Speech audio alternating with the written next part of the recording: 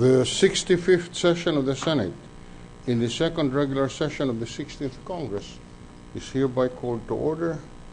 Senator Paulo Benigno Bam Aquino IV will lead the chamber in prayer. Senator Aquino, please. Mr. President, as we continue to strive for justice for our fallen countrymen, and as we continue to aspire for peace for our brothers and sisters living in the midst of brutality and war, we pray for guidance and for strength so that we may continue to build a better nation, a Philippines free of prejudice, a Philippines free of impunity, a Philippines united in freedom, justice, and prosperity for all. So together let us pray the Oratio Imperata for peace. Lord of peace, we come to you in our need. Create in us an awareness of the massive forces of violence and terrorism that threaten our world today. Grant us a sense of urgency to activate the forces of goodness, of justice, of love, and of peace in our communities. Where there is armed conflict, let us stretch out our arms to our brothers and sisters. Where there is abundance and luxury, let there be simple living and sharing. Where there is poverty and misery, let there be dignified living and constant striving for just structures. Where there is selfish ambition, let there be humble service. Where there is injustice, let there be humble atonement. Where there is injustice, let there be humble atonement. Where there is despair, let there be hope in the good news. Where there are wounds of division, let there be unity and wholeness. Where there are lies and deceit, let your truth set us all free. Where there are thoughts of vengeance, let there be healing and forgiveness. Help us to be committed to the gospel of peace. In spite of our differences in faith, traditions, and ethnic roots, teach us your spirit of mercy and compassion. For it is only in loving imitation of you, Lord of peace, that we can consider the healing springs of life that will bring about new birth to our earth, a new era of peace, and a new harmony among all, forever and ever. Amen. Amen. The Don Bosco and St. Dominic Savio Children's Choir will lead us in the singing of the Philippine National Anthem, after which Ms. Rochelle Herodias, the Philippines' premier soprano, will render a song composed by national artist Francisco Santiago entitled Ano Kaya Ang Kapalaran? The National Anthem.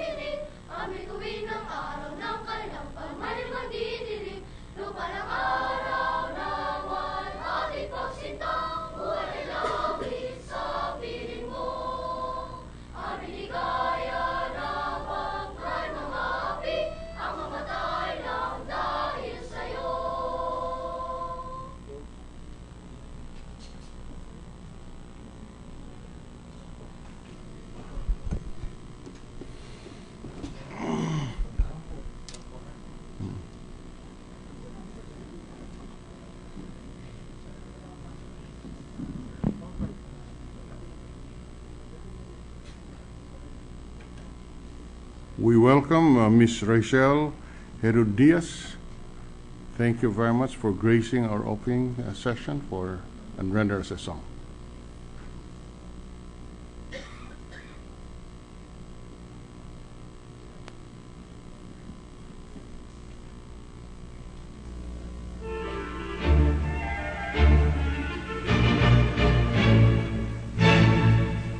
Dito sa mundo'y tamis, kaya nang umawit ng sariling himig. Bawat taginting ang wika'y pag-ibig, siyang humahabi sa pusong nagiliw. Mahirap nga palang umirog, sintay dalhin-dalhing may lunos. Gabi ang puso, ang tibukan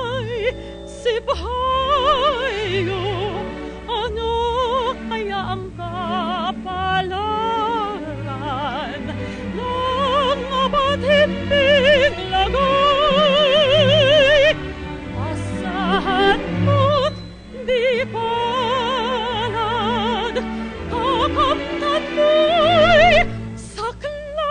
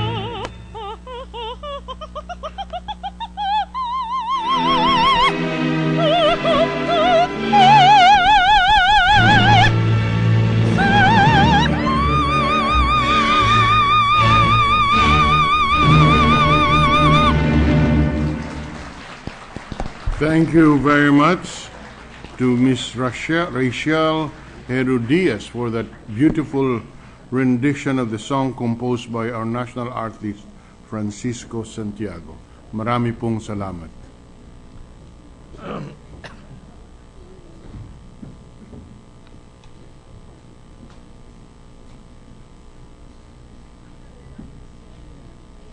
Thank you. The Secretary will now call the roll. Roll call of members. The Honorable Senators Angara, Aquino, Binay, Cayetano Alan Peter Compañero S., Cayetano Pia S., Defensor Santiago, Ejercito, Enrile, Escudero, Estrada, Gingona, Hunasan, Lapid, Legarda, Marcos, Usmeña, Pimentel, Po, Recto, Revilla, Soto, Trillanes, Villar, Senate President Drilon. 15 senators are present. The chair declares the presence of a quorum. The acting majority leader is recognized. Mr. President, with the consent of the Senate, I move that we defer the reading and approval of the Journal of the 64th Session, March 11, 2015, and consider it at a later hour, as the same is still being finalized. Okay, the reading and approval of the journal of the previous session is hereby deferred to a later hour. Mr. President, I move that we proceed with the reference of business. Secretary will read the reference of business. Bills on first reading. Senate number 2684 entitled Collective Investment Schemes Law by Senator Sani Angara. Banks, financial institutions and currencies, trade, commerce, and entrepreneurship. Senate number 2685, an act mandating the Commission on Higher Education to include the subject of moral history, culture, and identity as an elective in the higher education curriculum by Senator Legarda. Education, arts and culture, finance. Senate number 2687, an act granting educational assistance and benefits to the dependents of all members of the AFP, PNP, BFP, BJMP, NBI, PDEA, and Philippine Coast Guard who are killed or permanently incapacitated while in the performance of their duty by reason of their office or position by Senator Soto III. Committee on Rules. Resolution, PS Resolution number 1226 entitled an act, a resolution directing the Senate Committee on Justice and Human Rights and other appropriate Senate committees to conduct an inquiry in aid of legislation on the reported cases of 80 overseas Filipinos in death row by Senator Pimentel III. Labor, Employment, Human Resource Development, Foreign Relations. Committee Report number 113, prepared, submitted jointly by the Committees on Science and Technology, Civil Service and Government Organization, Constitutional Amendments and Revision of Codes and Finance, on Senate number 2686 with Senators Legarda, Trillanes IV, Joseph Victor Ejercito, Gingona III, Sani Angara, Defensor Santiago, Paulo Benigno Bam, Aquino IV, Ejercito Estrada, Escudero, Recto, as authors thereof, entitled an act creating the Department of Information and Communications Technology, defining its powers and functions, appropriating funds therefore, and for the purposes recommending approval in substitution of Senates number 358, 818, 1224, 2144 to 2638, taking into consideration Senate numbers 53, 1091, and 1467, sponsor Senator Recto. Calendar for ordinary business. Additional reference of business bills on first reading, Senate number 2688, an act upgrading the minimum salary of government nurses from salary grade 11 to 15 by Senator Grace Poe. Health, Demography, Civil Service, Government Organization, and Finance. Senate number 2689, an act upgrading the minimum salary grade of government doctors from salary grade 16 to 24, Senator Grace Poe. Health, Demography, Civil Service, Government Organization, Finance. Senate number 2690, an act promoting the revitalization, rehabilitation, and modernization of the Philippine National Railways, amending for the purpose certain provisions of RA number 4156, entitled Act Creating the Philippine National Railways, prescribing its powers, functions, and duties, and providing for the necessary funds for its operation. Senator Joseph Victor Ejercito. Government corporations, public enterprises, public services, ways and means, finance. Senate number 2691, an act creating the Department of Human Settlement and Urban Development, defining its mandates, powers, and functions, providing funds therefore, and for the purposes. Senator Joseph Victor Ejercito. Urban planning, housing, resettlement, civil service, government organization, finance. Senate number 2692, an act establishing the SOCS Surgeon General Hospital in the municipality of Surala, province of the South Cotabato, and appropriating funds therefore by Senator Drilon. Health and Demography, finance. Resolutions, PS Resolution number 1227, directing the proper Senate committee to conduct an inquiry in aid of legislation and the report that 80 minors and 66 adults were nabbed at two parties in Mandaluyong City. Senator Defensor Santiago. Public order and dangerous drugs. PS Resolution number 1228, directing the proper Senate committee to conduct an inquiry in aid of legislation and the report that Filipinos are living longer but in poor health. Senator Defensor Santiago. Health and Demography, social justice, welfare and rural development. PSR number 1229, directing the proper Senate committee to conduct an inquiry in aid of legislation. The report the big percentage of the country's unemployed is found in the youth sector. Senator Defensor Santiago. The Committees on Labor, Employment, Human Resource Development, Education, Arts and Culture. PSR number 1230, directing the proper Senate committee to conduct an inquiry in aid of legislation with the report that foreign poachers are spotted daily in the Calayan Island Group. Senator Defensor Santiago. Foreign Relations, National Defense and Security.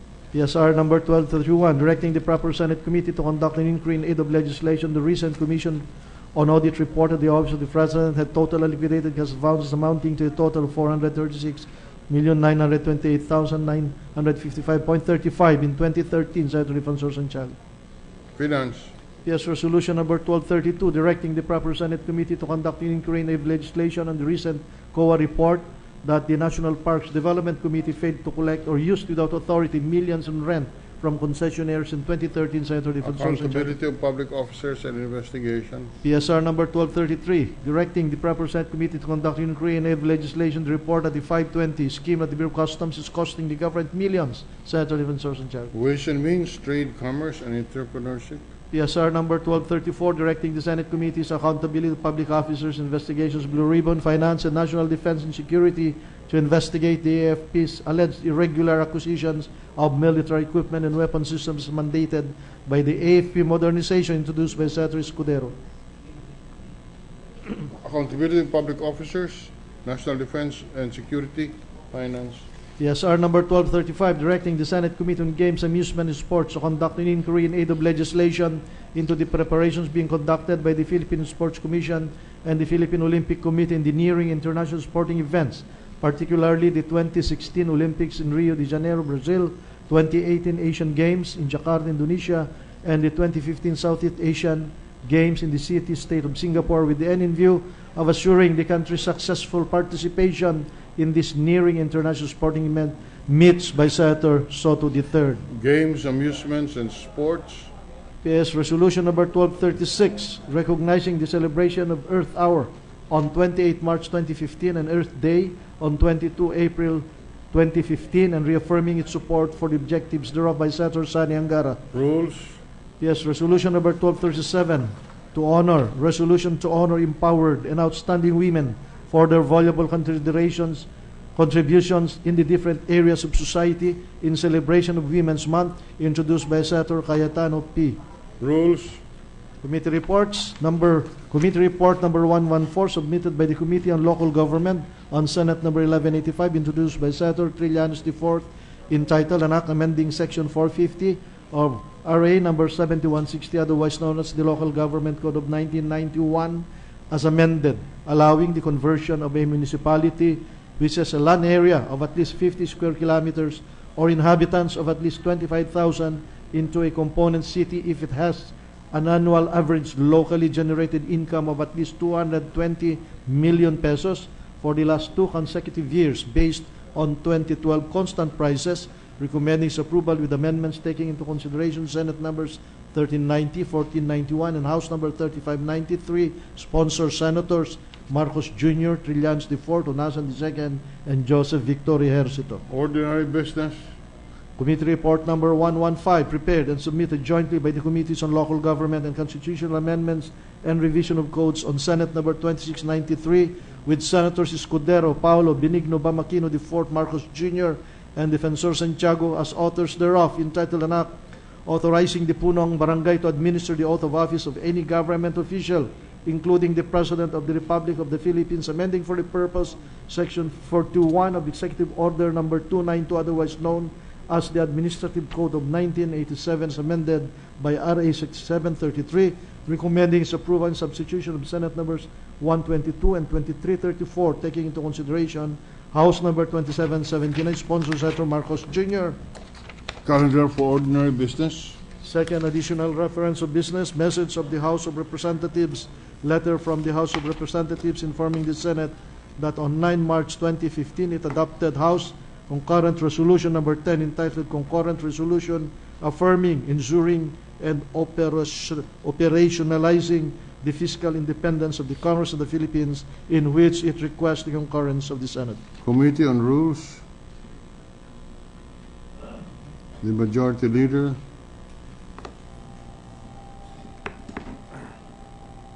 Mr. President, I move that I be recognized to speak on a matter of public interest. Senator Aquilino Coco Pimentel III is recognized on a question of personal privilege.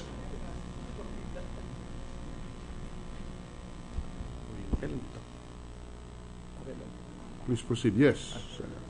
Mr. President and esteemed colleagues, good afternoon to all of you. I have the honor to report to the Senate that from February 26 to 27, the Senate and the House of Representatives of the Philippines, together with the Inter-Parliamentary Union, which is the IPU, and the United Nations Office of the High Commissioner for Human Rights, successfully hosted here in Manila a seminar on translating international human rights commitments into national realities, the contribution of parliaments to the work of the United Nations Human Rights Council. The seminar provided legislators from the different parliaments in the Asia-Pacific region the opportunity to reassess the critical role that parliaments play in protecting and promoting the full human rights of their citizens. It defined in particular the significant and important contribution that parliaments can bring to the work of the United Nations Human Rights Council and its Universal Periodic Review, or the UPR. The UPR is the mechanism in the United Nations through which the implementation of human rights obligations and commitments of the 193 UN member states are examined. Similar initiatives were held last year, in 2014, in the other regions, Central and Eastern Europe, Latin America, and Africa. With the Honorable Senate President Franklin M. Drilon as the lead convener, I was privileged to be asked to chair this two-day seminar. I am therefore proud to state that a record high 148 delegates participated in the seminar, with 95 foreign delegates coming from 19 parliaments and national human rights commissions and organizations, all the way from Afghanistan and Pakistan in the west to Micronesia and New Zealand from the southern hemisphere and the Pacific area. We were also privileged to have before us the Senate President of Malaysia, the Speaker of Fiji, as well as the deputy speakers of Indonesia and Samoa. We had a very strong and broad representation from the Philippines, numbering 53 delegates, which included several senators, numerous members from the House of Representatives, local government council officials, as well as heads of non-government and civil society organizations. By including these key actors within and outside Parliament, we broadened the scope of our stakeholders on human rights promotion. Our meetings focused on 5 key areas as follows. Number 1, reviewing the process of the UN's UPR. Number 2, identifying the parliamentary contribution to this work. Number 3, highlighting human rights challenges common to our region. Number 4, defining the place of human rights in development and its impact on disadvantaged and minority groups. And number 5, mapping out strategies for an enhanced parliamentary contribution to the promotion of human rights at the national level. After fruitful and oftentimes spirited discussions during the 7 sessions, we, the delegates, recommended specific activities that we believe could help parliamentarians strengthen their contribution to the UPR process. These are awareness raising and capability building for members of parliament, and the creation of parliamentary standing or functional committees as mechanisms to promote the UPR and the use of UPR itself. At the close of the seminar, we highlighted several other recommendations which we also believe would build on what we agreed to in the seminar and would push the work of human rights promotion at the national level in our respective countries, namely, treat human rights as a cross-cutting consideration on all our policy and statutory formulations. Establish and continue to maintain strong linkages between parliaments and share best practices. Encourage broader and more inclusive engagements with all stakeholders. Promote the creation, where there are none, of national and regional human rights institutions and mechanisms that are truly independent. And encourage the establishment of parliamentary committees to oversee the implementation of international treaties and conventions on human rights, including mechanisms set up by the UN Human Rights Council and other treaty bodies. I hope that as a result of this 2-day seminar, we, parliamentarians from the Asia-Pacific region, shall find new impetus in our role as the true voice of our citizens and as guardians of their basic human rights, and that our parliaments continue to be, in the words of our colleague from Pakistan, the true depository of the rights, hopes, and aspirations of our people. May I also take this opportunity to personally thank the various offices of the Senate Secretariat, whose hard work and highly professional demeanor helped us steer the seminar towards its positive conclusion. With the success of the seminar, I am sure that all our delegates went back to their respective countries with renewed fervor, as well as pleasant memories of our country. Everyone arrived and left safe, satisfied, and secure. We seem to have built a strong reputation of holding successful international conferences these past few years under your leadership, Mr. President, Mr. Senate President. So finally, may I also move that the full report, which I delivered at the close of the seminar, be likewise entered into the records of the Senate. Thank you very much. The Secretary is directed to insert into the record the speeches referred to by Senator Coco Pimentel. Majority Leader. Mr. President, no senator has signified any intention to interpolate. So may I move that we refer the speech just delivered to the Committee on Justice and Human Rights? So referred. Mr. President, with the consent of the Senate, I move that we consider proposed Senate Resolution number 1237. Any objection? Hearing none, consideration of the measure is in order.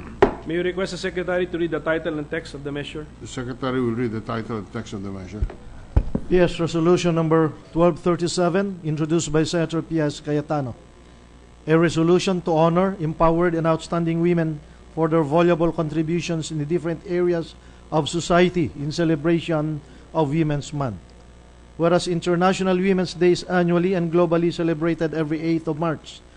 Whereas an international campaign to make it happen is this year's theme for International Women's Day.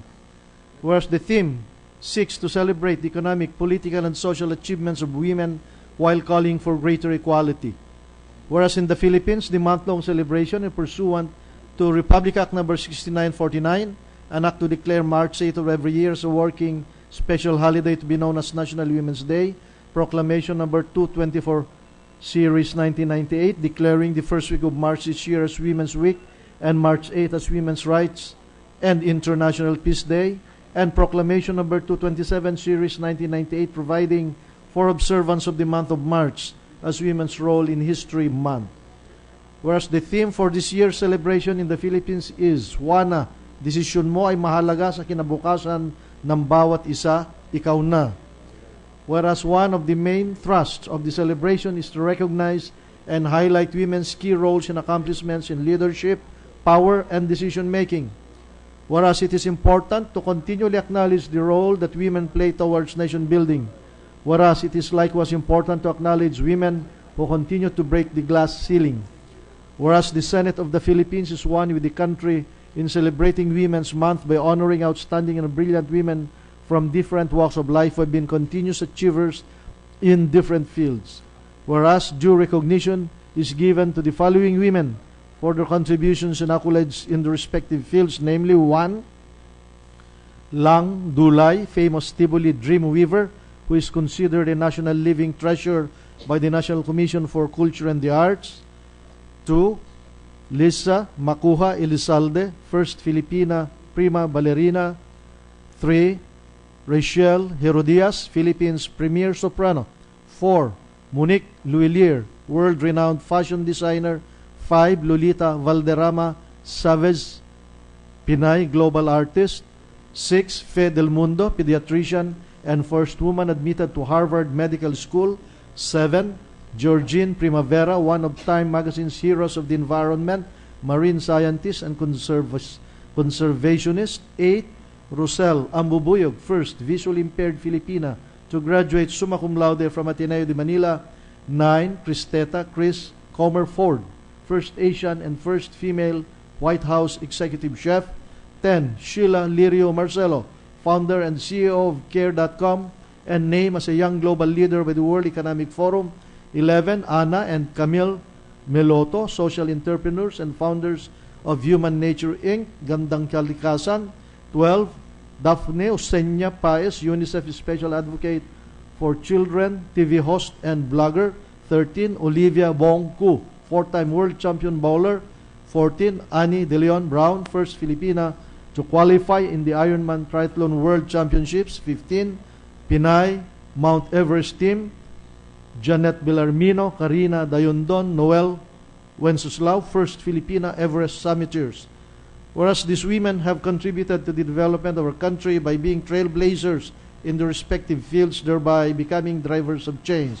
Whereas with their numerous and praiseworthy achievements and the honor and prestige they have brought to our country, these empowered women serve as inspiration to young Filipinas and beacons of excellence for the current and future generations to look up to. Now, therefore, be it resolved by the Senate as it is hereby resolved that in celebration of Women's Month, the Senate of the Philippines recognize and honor these empowered and outstanding women for their valuable contributions in the different areas of society.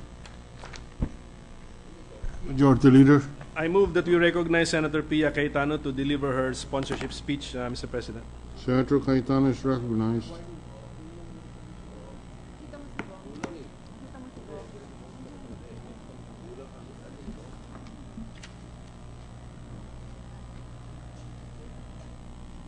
Mr. President, esteemed colleagues, last week I delivered a privileged speech welcoming the start of Women's Month and issuing a call for greater representation of women, especially in leadership roles and policy and decision-making. Today I rise once again, still in celebration of Women's Month. This 2015, we celebrate the 20th anniversary of the 4th World Conference on Women in Beijing.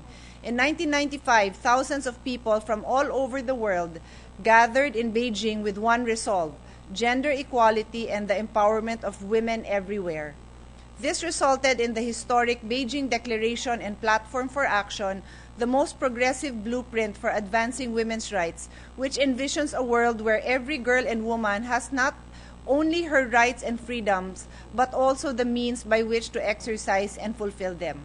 This Women's Month is an opportune time to renew our commitment to empower women and achieve gender equality. In the same vein, International Women's Day 2015 carries the theme, Make It Happen, a simple but powerful message that women can achieve anything, surpass expectations, and change the world.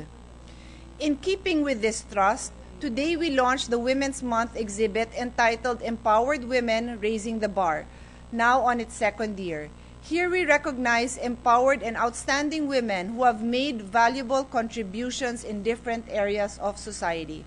In this light, I rise to sponsor PS Resolution number 1237, which seeks to honor 15 women, Filipina women, for their invaluable contributions. These women are achievers in their respective fields. They inspire the whole nation, especially young girls, to excel despite adversities, despite obstacles.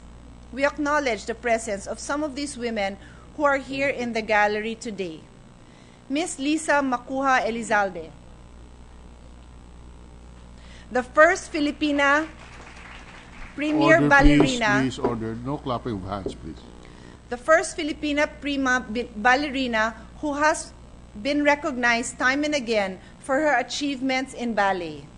The Ballerina of the People has received multiple awards in the country and around the world, including the award for 10 Outstanding Women in the Nation's Service Towns and 10 Outstanding Young Filipinos.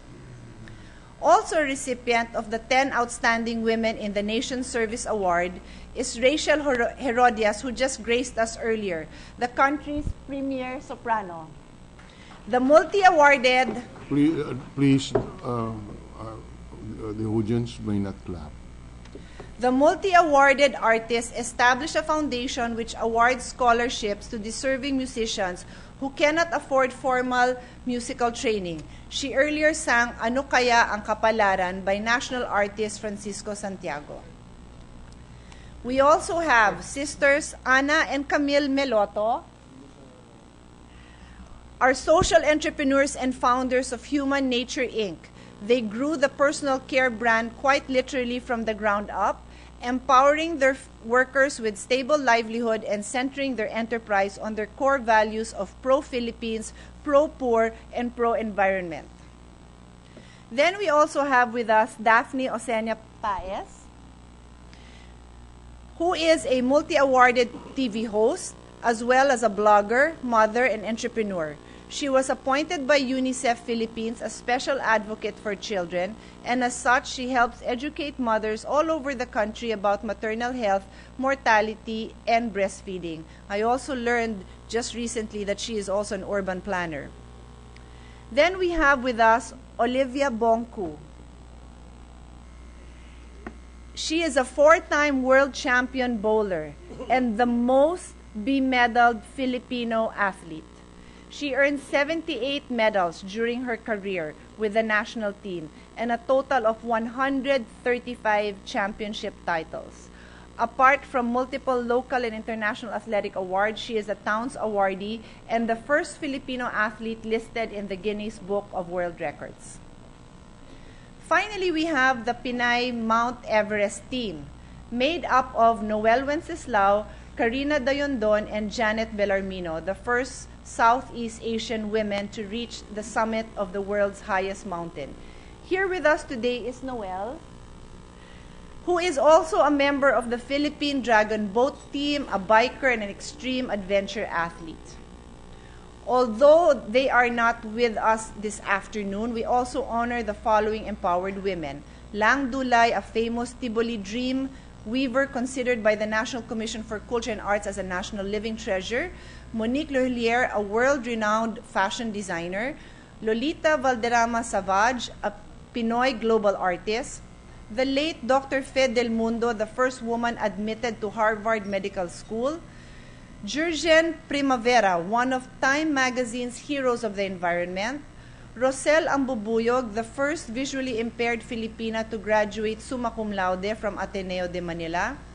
Cristela Chris Comerfort, the first Asian and first female White House executive chef. Sheila Lirio Marcelo, who was named as a young global leader by World Economic Forum. And Annie De Leon Brown, the first Filipina to qualify in the Ironman Triathlon World Championships and the fastest Filipina Ironman. Mr. President, it is an honor to recognize these outstanding women who continue to break the glass ceiling and achieve feats bigger than themselves. True to the theme of this year's International Women's Day, women make it happen in any field they pursue.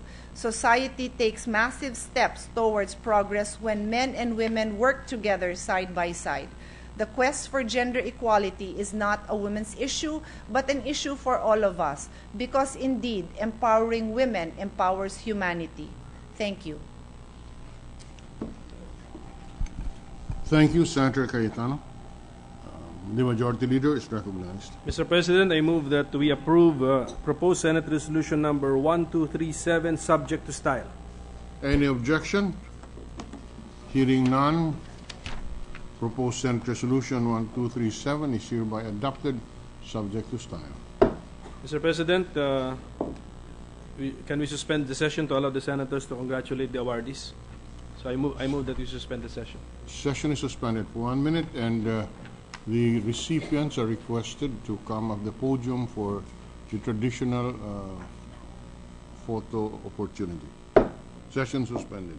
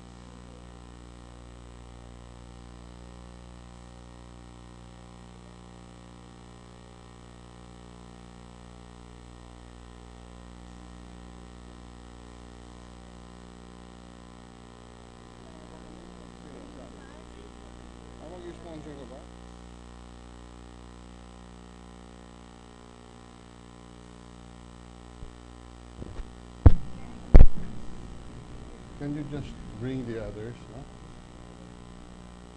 Bring.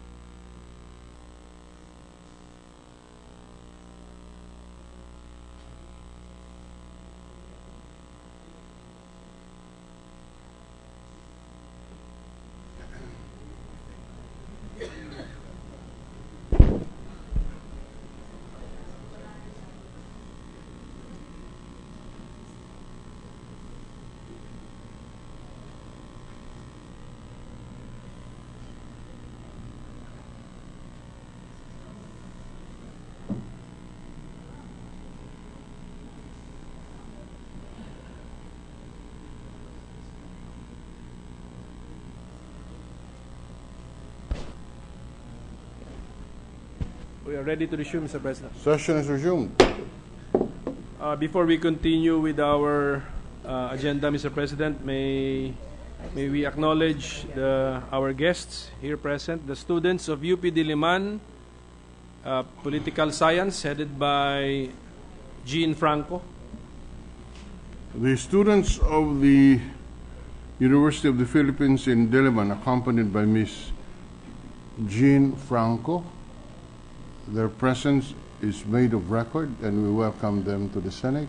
Also, the students of UP Los Baños, BS Forestry, from the College of Forestry and Natural Resources, headed by Floribel Paras, Mr. President. The presence of the students of the University of the Philippines, College of Agriculture in Los Baños, accompanied by Assistant Professor Floridel Paras, is made of record. Welcome to the Senate. As well as the students of I Academy, headed by Lucky Malveda. The presence of the students of I Academy, accompanied by Professor Lucky Malvida, is it Malvina, is recognized, and the presence is made of record. Welcome to the Senate. We also wish to acknowledge the guests of Senator Recto, who will deliver his privilege speech in a while, Mr. President, or his sponsorship speech in a while. Yusek Luis Casambre of the DOST, Asek Hieronymus C. of the DOJ, Mr. Henry Schumacher, the head of the European Chamber of Commerce, Attorney Raul Cortez of Microsoft Philippines, Attorney Princess Ascalon of IBM Philippines, Mr. Dondi Mapa, President of Infocom Technology Association of the Philippines, Mr. Henny Marcial, the representative of the IT Business Process Association of the Philippines, Attorney Francis Acero and Engineer Pierre Galia, conveners of the group Democracy.net, Ms. Helen Macasaet, head of the Management Association of the Philippines, Ms. Grace Santos, ICT Policy Researcher of Telecom Asia, and Attorney Ray Ibay of Smart Communications. Mr. President. The presence of our guest is acknowledged, and their presence is made of record. Mr. President, I move that we transfer Senate Bill number 2686 under Committee Report number 113 from the calendar for ordinary business to the calendar for special orders. Any objection? Hearing none, so transferred. With the consent of the Senate, I move that we consider Senate Bill number 2686 under Committee Report number 113. I'm sorry, what was the... Sorry, Anna? With the consent of the Senate, I move that we consider. Yes, in order. With the permission of the body, I move that the Secretary read only the title of the measure. Secretary will read the title of the measure. Senate Bill number 2686, an act creating the Department of Information and Communications Technology, defining its powers and functions, appropriating funds therefore and for other purposes. I move that we recognize Senator Recto to sponsor the measure, Mr. President. Senator Recto is recognized to sponsor the measure. Thank you, Mr. President. Thank you, Majority Leader. Mr. President, my dear colleagues, this bill about broadband is not only being pushed by a broad band of groups, but has also benefited from their inputs, which were gathered from many meetings. I have to stress the crowdsourcing way by which it was written, because it's being joked about that what's slower than internet speed in this country is Congress at work. Well, it's true that the way we pile up the provisions of a law can be likened to Tetris pieces slowly falling into place. And sometimes, legislation, especially contentious ones, advances at a speed of 5 BPS, or 5 bill pages per session year. But that is the way laws are made, not just here, but anywhere, in deliberative fashion, because the prose of legislation has far-reaching effects. Bills can't be crammed into 140-character tweets, and once signed into law, they don't come installed with a backspace key that can auto-delete poorly thought-out provisions. The way citizens can now monitor their representatives in Congress speaks volumes of how information and communication technology, or ICT, has given them access to the workings of government. This is a far cry from how it was in the summer of 1987, when the Senate was about to reconvene after 15 years of forced vacation. It was said that the number one agenda of the incoming senators then was not choosing the bills to be brought to the floor, but on how to bring telephone service to the old Congress building. After much haggling with the telephone monopoly at that time, they were given a handful of rotary sets, but each one had a party line. Session journals were printed by mimeograph machines, after manual typewriters had punched the contents into stencils. Feedback came from the flood of telegrams, and the reply was picked up by a cartero. When a citizen wanted to watch a session of the Senate, he had to phone his senator for a pass to the gallery. Today, he can watch our sessions on his cell phone. Our meetings are live streamed on the Senate website. Pia tweets in between interpolation. Sunny Instagrams his attendance. And even the youngest member of this chamber, born in 1924, when Manila had less than 2,000 telephones, thoughts on iPad for research and recreation. And feedback, we get it from the likes of in our Facebook posts, the sharing of our tweets, and from trolls who tweet us on comment pages. Today, broadband is the third utility after water and power, and the most sought after, if we go by the trend among restaurants to offer free Wi-Fi but not free bottled water. In some countries, internet access is a human right, which is what the UN has declared. There are more cell phone subscriptions than Filipinos today. 114 million accounts versus 105 million souls. Overall, 4 in 10 have access to the internet. As of the last count, the fixed and mobile broadband penetration rate is only 24.1%, which means 25 million of us, or about 2 times the population of Greece and 5.5 times the inhabitants of New Zealand, have access to it. The number of Filipino Facebook users, I think, is past the 30 million. This should prompt Mark Zuckerberg to start greeting us Happy New Year in Tagalog. We're the texting capital of the world. In Metro Manila, millions of "Where are you na?" text queries are sent every day, which in turn are promptly replied with millions of "Traffic pa, wait lang you." A Filipino may not have food in his stomach or money in his pocket, but he will always have a cell phone holstered somewhere. So when he boards a bus which advertises Wi-Fi on board, he can blast politicians in social media as a way of letting off steam when he's marooned in traffic. But more than this, ICT is putting people to work, taxes in government coffers, money in the economy, and hope in our country's future. Income from outsourcing, the BPOs, the call centers, the back offices, medical transcription, game development, creative process outsourcing, to name a few, is projected to reach $25 billion, or 8% of GDP next year. In addition, it employs 1 million Filipinos, more if ancillary services are included. 1 in 4 jobs today are occupied by knowledge workers.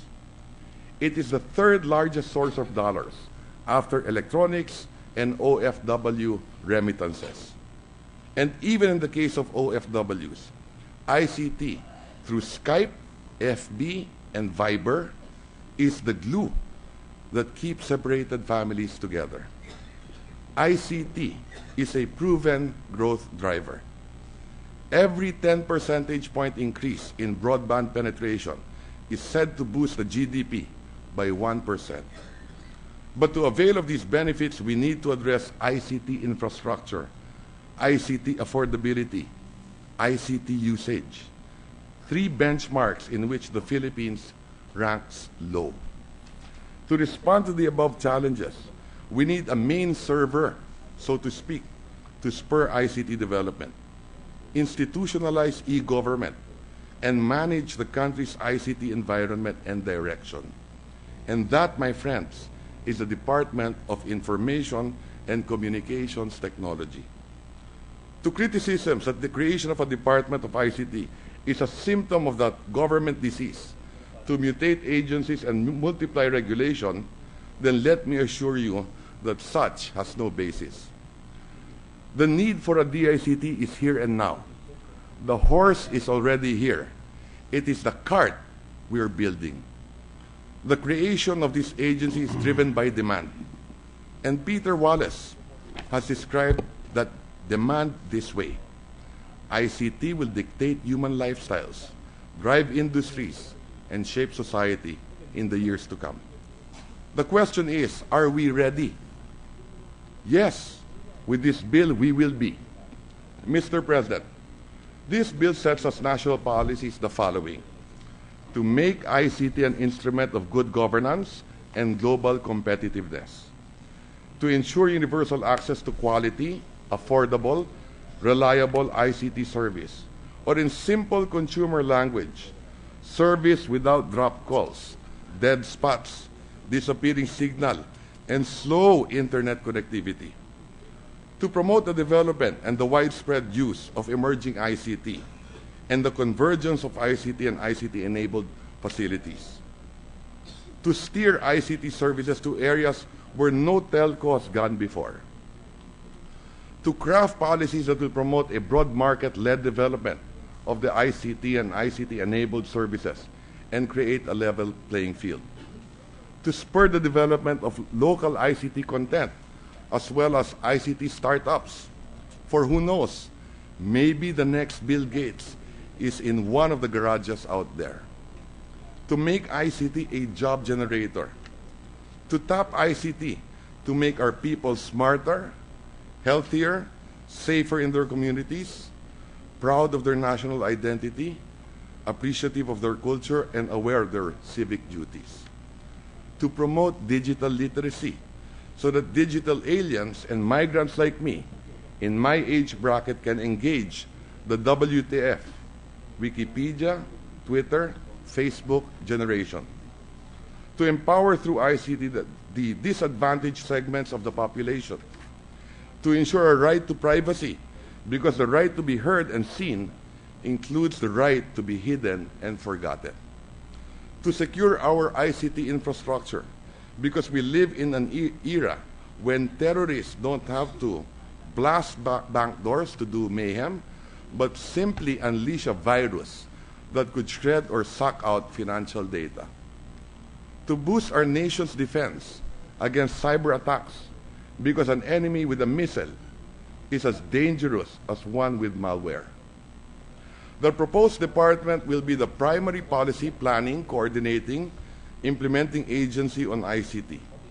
It will plan, develop, and promote the national ICT agenda. It shall have the following powers and functions clustered around 4 key areas. First is policy and planning. It will formulate, recommend, and implement national policies, plans, and programs which will promote the development and use of ICT.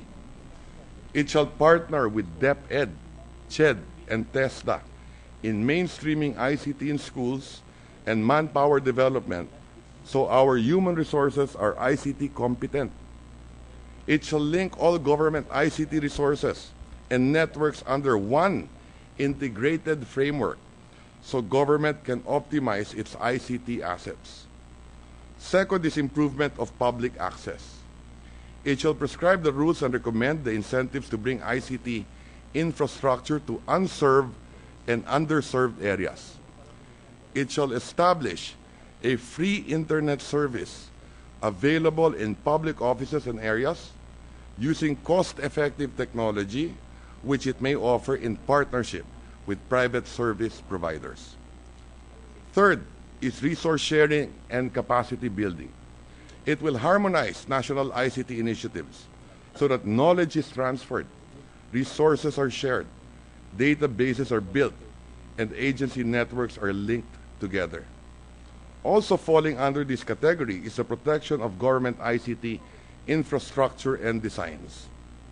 The DICT will also render technical expertise to government agencies, not only in the setting of standards, but in the enforcement of regulatory guidelines as well.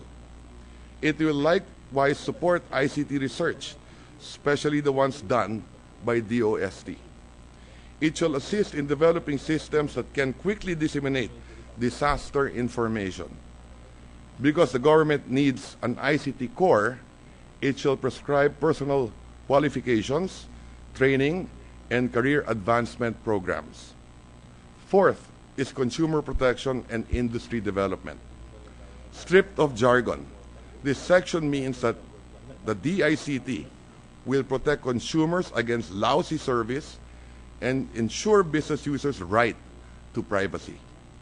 It shall also encourage the incubation of ICT firms, promote investment opportunities in the ICT sector. In this regard, it shall advise in the drawing up of concepts and contracts on PPP projects in the ICT sector. It shall strike local and international partnerships to speed up industry growth and boost the competitiveness of Philippine ICT firms and talent. So the above is the operating system of the DICT. Let me now go to the hardware. For efficiency and economy, the DICT will be created by merging existing ICT-related agencies. ANLI is good for calls and internet use, but when it comes to the ICT authority, there must be one and only. To be abolished, and their powers and functions, funds and appropriations, manpower and assets transferred to the DICT are the following: the ICTO, the NCC, the NCI, the TO or the TELOF, National Telecommunications Training Institute, all units of the DOTC with functions and responsibilities dealing with communications will be folded in the new department. The rest of the DOTC officers shall stay with the DOTC, which shall then be known as the Department of Transportation. This will allow the downsized Transportation Department to focus on fixing our transportation mess. It will now have the undivided attention and the narrowed mandate to ensure that trains run on time, run on new tracks, and not run off them, that the shipping industry is buoyant and ships afloat, literally, that jeeps don't cut trips, buses don't cut lives short, and transport officials don't take a cut. The following will be attached to the DICT for policy and program coordination only. They shall continue to operate pursuant to their charters: National Telecommunications Commission, National Privacy Commission, and the Cybercrime Investigation and Coordination Center, or CICC. All work related to cybersecurity, including the formulation of the National Cybersecurity Plan and the formation of a National Computer Emergency Response Team, or our IT Special Action Forces, are transferred to the DICT. Let me assure you that these mergers won't birth a huge bureaucracy nor burn a deep hole in the taxpayer's pocket. It will have the same, if not smaller, budgetary footprint as what the affected agencies together have. We're limiting the number of undersecretaries and assistant secretaries. Creation of regional offices is optional, not mandatory. In creating new positions, we will adopt the scrap and build approach, in which, for example, a few unfilled lower positions can be reconstituted into one with a higher pay grade. The idea is to create a small but smart workforce, the army of casuals in ICTO. Once they hurdle personnel standards will be regularized. All benefits presently enjoyed by affected employees will be retained, including entitlements under the Magna Carta for science and technology workers. If you need further proof that this bill will be spending neutral, kindly read Section 21. Not a single new centavo will be appropriated in starting up DICT. The initial amount needed to get it up and running shall be taken from the current budget of the offices to be abolished, like ICTO. The DICT shall be headed by a secretary. he or she must have a minimum 7 years of work experience in ICT. By spelling this out, we're making sure that the person will be hired based on competence, not connections. While the DICT secretary will have a workforce below him, he will have sectoral and industry task forces, technical advisory boards beside him. This bill enshrines stakeholder participation in the department. That agency is required to have a social network. Mr. President, we are now living in an electronic republic where views of the sovereign are advocated online and services must be rendered to them on the same platform. A government which spends 2.5 trillion pesos a year needs ICT to get more bang out of the buck and to prevent bribes from being squeezed out of the last peso. Permits, licenses, land titles should now be electronically applied for, processed, and issued. Let us leave to the MRT the exclusive franchise of organizing long lines. If there will be an FOI, then there must be a DICT to help implement the law, which will make it easier for the people to get information and service from government offices and officials. We have to harness ICT for us to be catapulted forward in an age when the race among nations for jobs and investment favors the one with the best ICT infrastructure. Countries that have established a cabinet-level ICT agency have ranked high on ICT scorecards, in government efficiency, in broadband penetration, in number of schools wired, and on the impact of ICT and basic services delivered, among others. We therefore need an agency which can pull us up from our low global ICT standing. Out of 148 countries, we rank 71 in using ICT for government efficiency, 78 in network readiness, 67 in government online service, and 74 in schools with internet. Incidentally, Mr. President, we're the 14th biggest country in terms of population in the world. Many of the problems we confront today have ICT solutions, which can ease the pain they cause or make them totally go away. If roads are clogged with traffic, then the information highway provides a detour. That way, energy is saved, pollution reduced, and mass sanity is preserved. Kung matraffic, mag-telecommute. Kung malayo ang ospital, ang doktor ay napapalapit sa pamamagitan ng telemedicine. Kung malayo ang paaralan, may distance learning na sa computer pinapadaan. Kahit malayo ang pamilihan, sa ICT malalaman kung saan magandang bumili o magbenta, kung saan ang sulit ang kita at ayos dito ang presyo. By injecting ICT into the production of goods or value chains, costs go down, sales go up, markets expand, and innovation is encouraged. Our capacity to create jobs, grow our economy, train skilled people, and feed our country will rest in our ability to expand our ICT capability. This bill is about future-proofing our country. It is our app for tomorrow. We need to create a technology-literate workforce. The division today is no longer between the haves and the have-nots alone, but also between the knows and the don't knows. And it is the don't knows who end up becoming the have-nots. Mr. President, we should pass this not because chambers of commerce are hectoring us to do so, or because there is a loud constituency in social media hollering shouts out that we should act on it, or that the IT professionals want it. Actually, the constituency who will benefit from this bill is the whole country itself, from the homemaker who Skypes with her OFW husband, to the college student who streams a TED Talk video on YouTube, to the motorist who has to waze himself out of traffic jams, to the small factory owner who has to teleconference with his customers abroad, From the mayor who has to rely on Project NOAA warnings during typhoons, to the entrepreneur who has to do e-banking, to the taxpayer who must rely on a virtual map in navigating the labyrinth of bureaucracy, to the call center jock who guides an old lady in freezing Minnesota on how to restart her heater from his cubicle in tropical Ortigas, from the job seeker who trolls help-wanted ads online, to the backpacker on the hunt for cheap airline tickets, to the BPO manager who must remain competitive in a cutthroat environment, to the fish broker who has to track his tuna shipment online.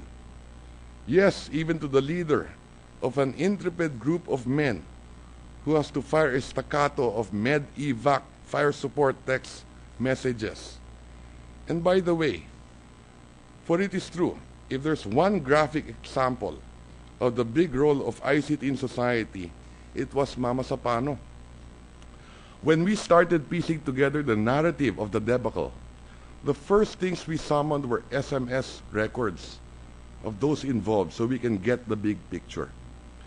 And what we also discovered is that our brave men, their bullets gone, but not the fight in them, spent their last moments as ICT users, plotting their location in their GPS, asking for load so they can reiterate the request for help which never came, so they can text their family of their love which will never die.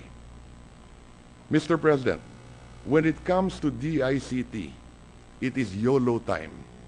You only legislate once this kind of idea. This is an opportunity we should not pass, nor forfeit again.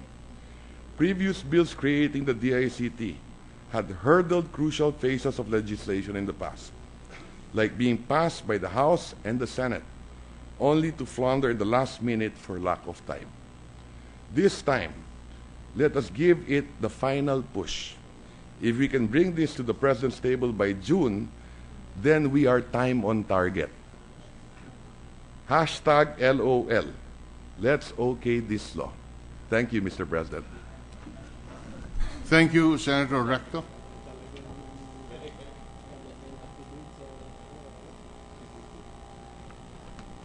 The Majority Leader.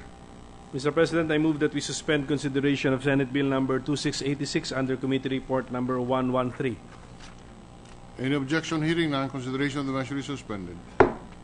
May I ask for a minute suspension, Mr. President? Suspended for 1 minute.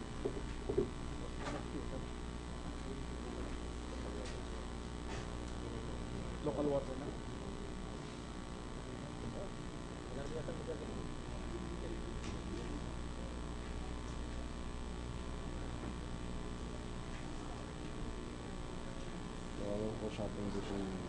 Sponsorship yun? Hindi. Ha? Sponsor yun. Last year lang. Hirap na. So pag wala mag-repair delay, tapos move siya ano sila na? Ako pala naman. Hindi ka naman. Hindi ka. Tapos yung nga lang? Sana. Pero sa ano mo, sa ating sususpend ko sa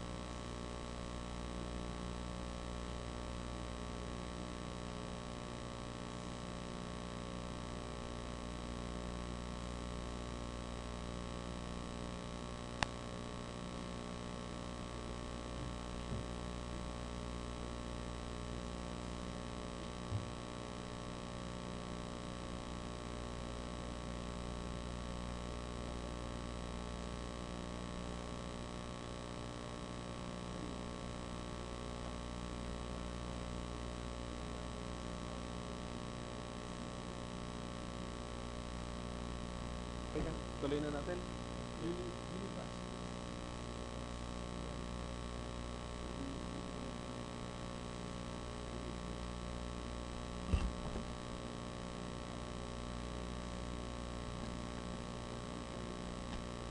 Talikod pa.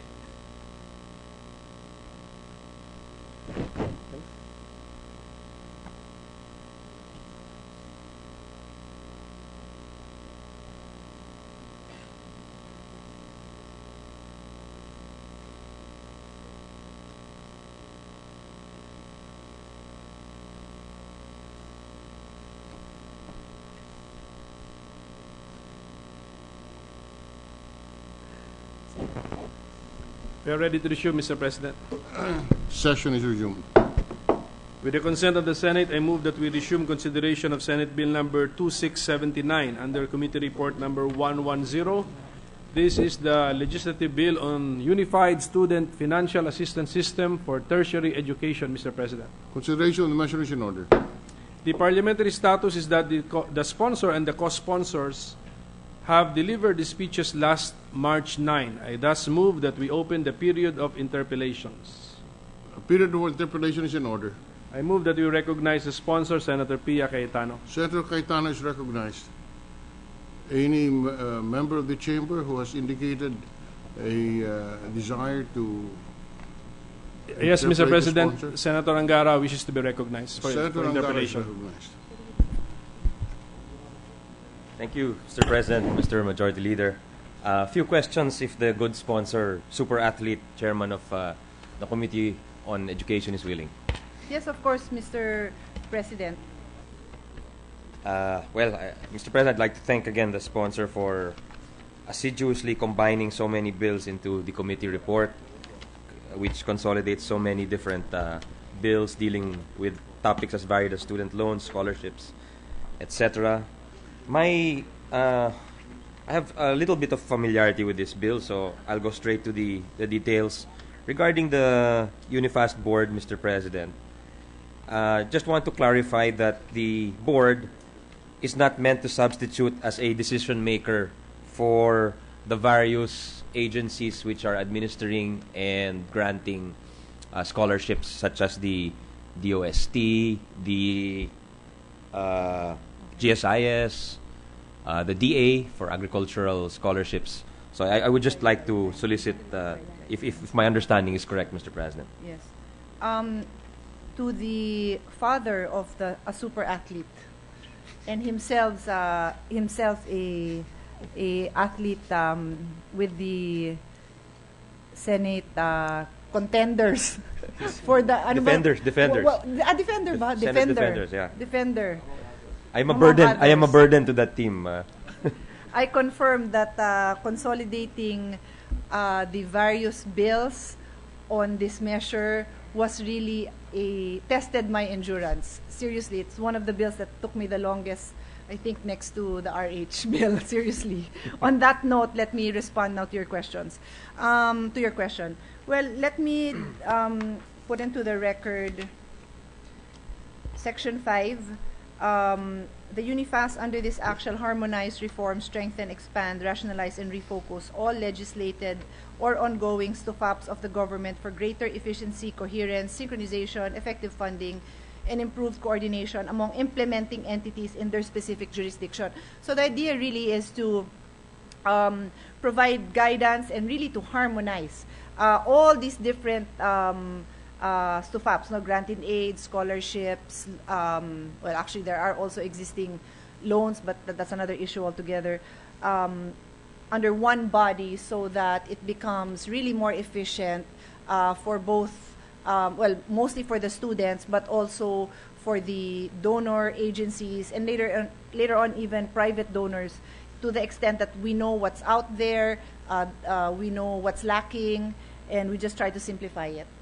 But just to clarify also, each agency will continue to manage their own funds, to actually hold their own funds, but will be subject to certain guidelines set by the board and within the framework provided by the bill itself.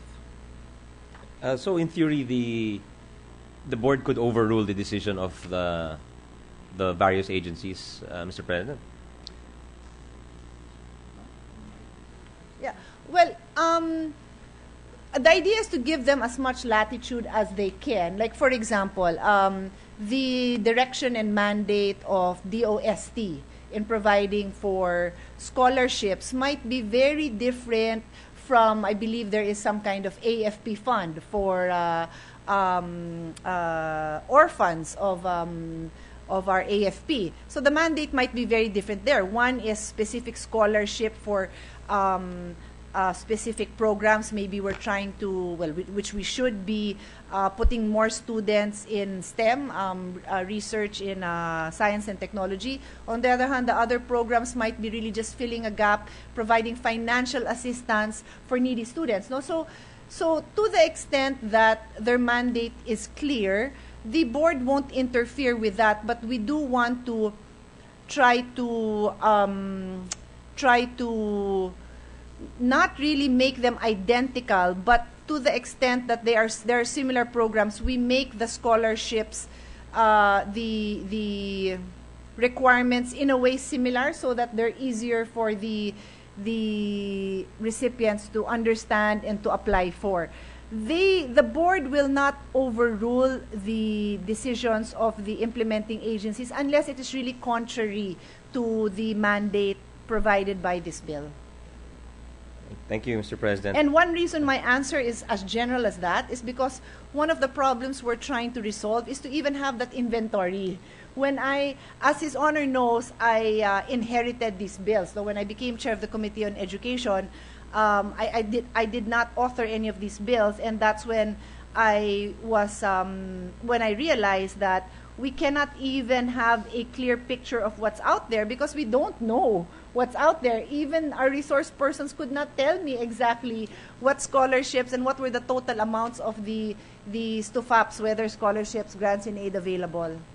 Well, I do agree, Mr. President, with the sentiment of the chairman regarding the number of scholarships and the inability of even our educational authorities to tell us what are the governing philosophies, what are the results of our spending in respect of government assistance.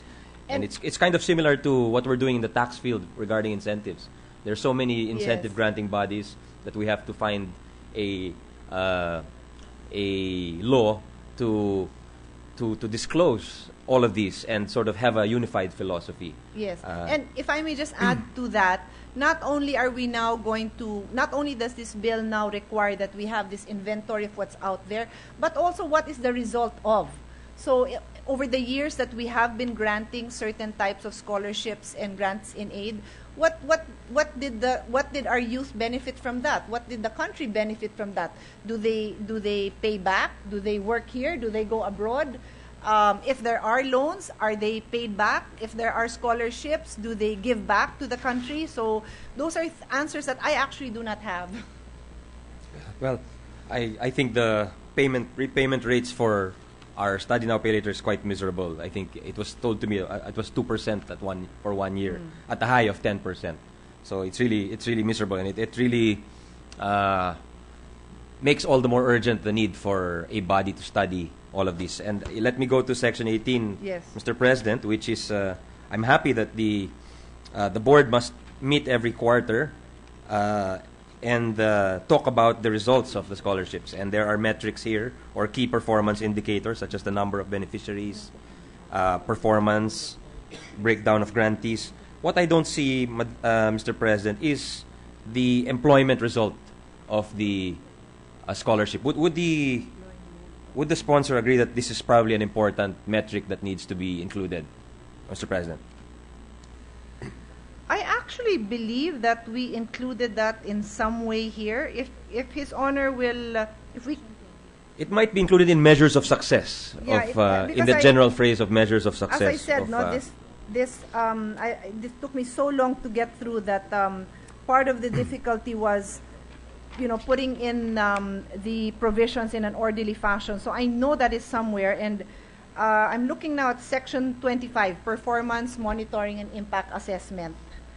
Education outcomes such as enrollment, economic indicators such as income and employment of grantees, indicators for contribution to community service and public good. So that is under Section 25 as opposed to Section 18. As opposed to Section 18. So I thank the good sponsor for pointing out that section. So Section 18 and Section 25 should be read together as among the key performance indicators for scholarship programs. Yes, and I will make sure we make that clearer, because, as I said, again, that was something that I was trying to do in simplifying this bill. But thank you to the Senator for pointing that out. But definitely, I am thankful for that inclusion in Section 25, Mr. President, because as we all know, the job skills mismatch is one of the biggest problems in education today. So actually, I'm satisfied, Mr. President, with the answers given by the good sponsor, and very happy with the result of the committee report. Thank you. Thank you, Senator Cayetano. Thank you, Mr. President. I just want to put something on the record, Mr. President.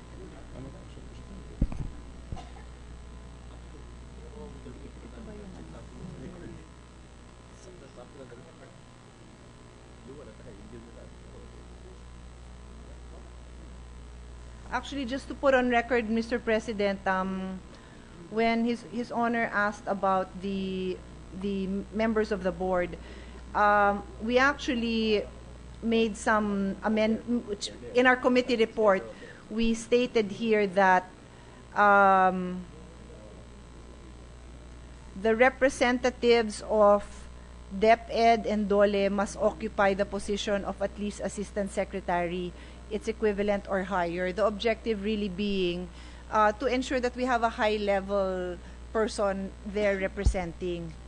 We felt that was very important. And then we also specified that during the quarter review, the chairperson and co-chairperson must be in attendance as opposed to just the representative. So we really have the presence of the decision makers there. So with that, Mr. President,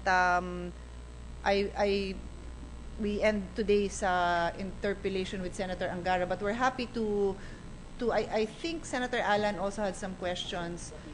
No, let's wait for him for tomorrow. Thank you. Mr. President, with that manifestation that Senator Alan Cayetano intends to avail of the interpellations, I move that we suspend consideration of Senate Bill number 2679 under Committee Report number 110. Consideration of the measure is suspended. With the consent of the Senate, I move that we resume consideration of Senate Bill number 2518 under Committee Report number 94. This is the legislative bill on districts, Mr. President. Consideration of the measure is in order.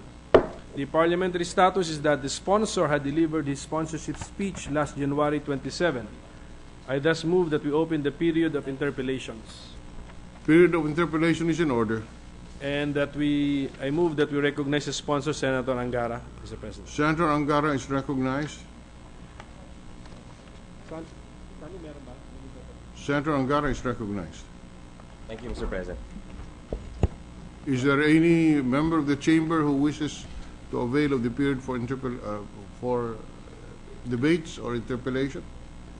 No senator has expressed his intention, Mr. President, or his or her intention to interpellate on this measure. So, given that fact, I move that we close the period of interpellations, Mr. President. Period for interpellation is terminated. I move that we suspend consideration of Senate Bill number 2518 under Committee Report number 94. Consideration of the measure is suspended. There being no other matter, Mr. President. 1 minute suspension. Okay, 1 minute With suspension. your permission.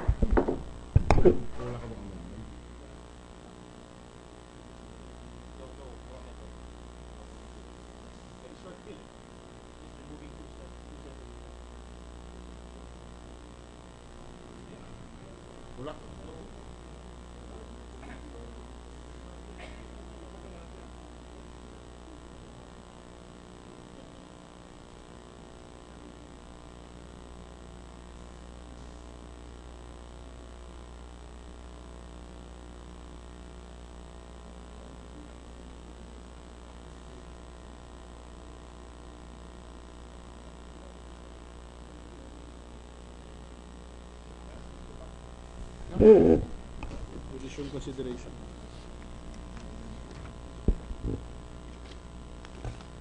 Saan tayo? Ito.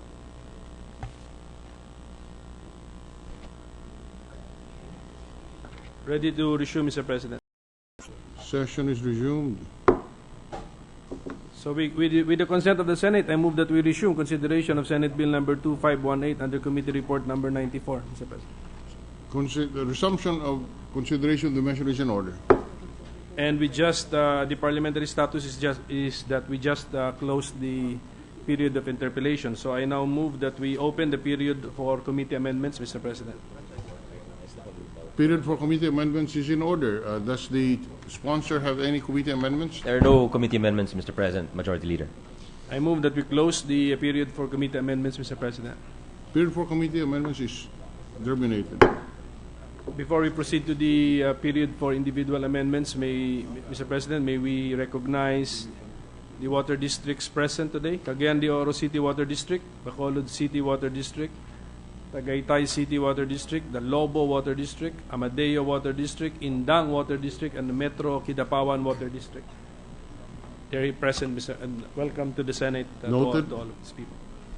I move that we open the period for individual amendments, Mr. President. Period for individual amendments is in order.